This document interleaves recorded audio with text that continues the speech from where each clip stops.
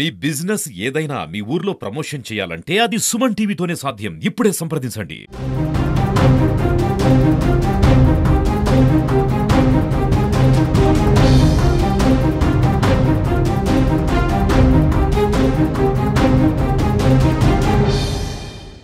తిరుపతి నుంచి చిత్తూరుకు వెళ్ళేటువంటి national highway పైన పాకాల మండలం మూలవంక అనేటువంటి ఒక అటవీ ప్రాంతంలో 4 మృతదేహాలు తీవ్ర కలకలం రేపుతున్నాయి.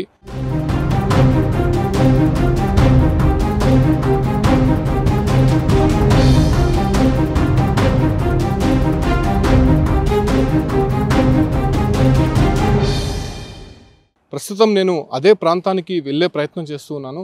ఇక్కడ గాదంకి టోల్గేట్ నుంచి పక్కనే ఉన్నటువంటి రాజుగారి ఫ్యామిలీ డాబా, అంటే ఈ డాబాలో నుంచే ఈ యొక్క అటవీ ప్రాంతం లోపలికి వెళ్లాల్సి ఉంటుంది.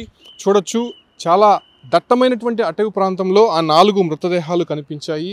అయితే ప్రస్తుతం 2 మృతదేహాలు చెట్టుకు వేలాడుతూ ఉన్నాయి. మరో 2 మృతదేహాలని చంపి పూడ్చిపెట్టినట్టు అక్కడ ఆనవాళ్ళు అయితే కనిపిస్తోంది. పోలీసులు అయితే ఇన్వెస్టిగేషన్ కంటిన్యూ చేస్తూ ఉన్నారు. నిన్న నైట్ ఐడెంటిఫై చేశారు.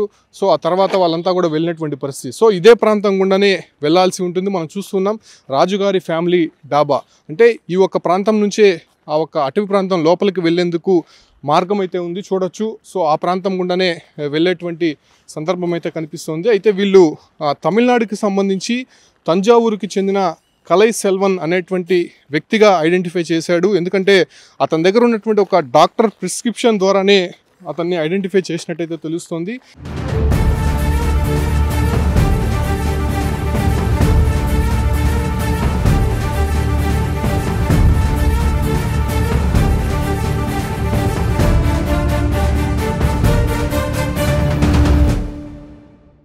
అయితే ఈ కలై సెల్వన్, అదే రకంగానే ఆయన భార్య, 2 పిల్లలు ఆ స్పాట్లో చనిపోయినట్టయితే తెలుస్తుంది.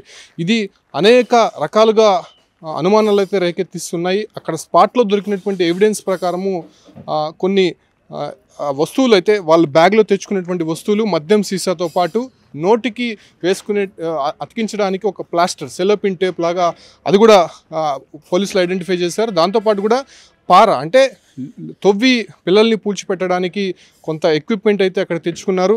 ఇదే ప్రాంతం గుండా వెళ్లాల్సి ఉంటుంది. చూడొచ్చు, అంటే దట్టమైనటువంటి అటవీ ప్రాంతంగా తెలుస్తుంది. ప్రస్తుతం స్పాట్కు వెళ్ళే ప్రయత్నం అయితే సుమన్ టీవీ టీం చేస్తోంది. సో ఈ ప్రాంతం గుండా వెళ్తే ఫారెస్ట్లోకి వెళ్తాము. సో ఫారెస్ట్లోకి వెళ్ళిన తర్వాత ఆ స్పాట్ అయితే వస్తుంది. ఇక్కడ నుంచి దాదాపు 3 కిలోమీటర్లు అని చెప్తున్నారు. ఇప్పటికే మనం పోలీసు వాళ్ళతో కాంటాక్ట్ అయ్యాము, రెవెన్యూ వాళ్ళతో మాట్లాడాము.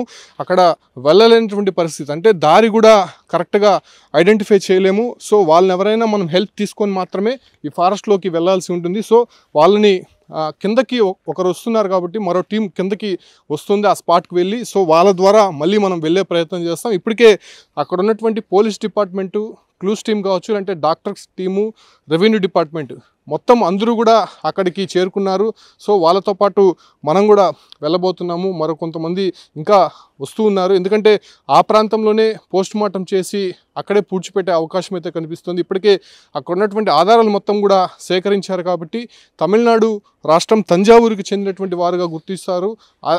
అయితే ఇక్కడ అనుమానాలు ఏంటంటే ఈ ప్రాంతం నుంచి, అది కూడా నేషనల్ హైవేకి దాదాపు 3 కిలోమీటర్లు దట్టమైనటువంటి అటవీ ప్రాంతంలోకి ఎందుకు వెళ్ళి సూసైడ్ చేసుకోవాల్సిన అవసరం ఎందుకు వచ్చింది? సూసైడా లేకపోతే మర్డరా?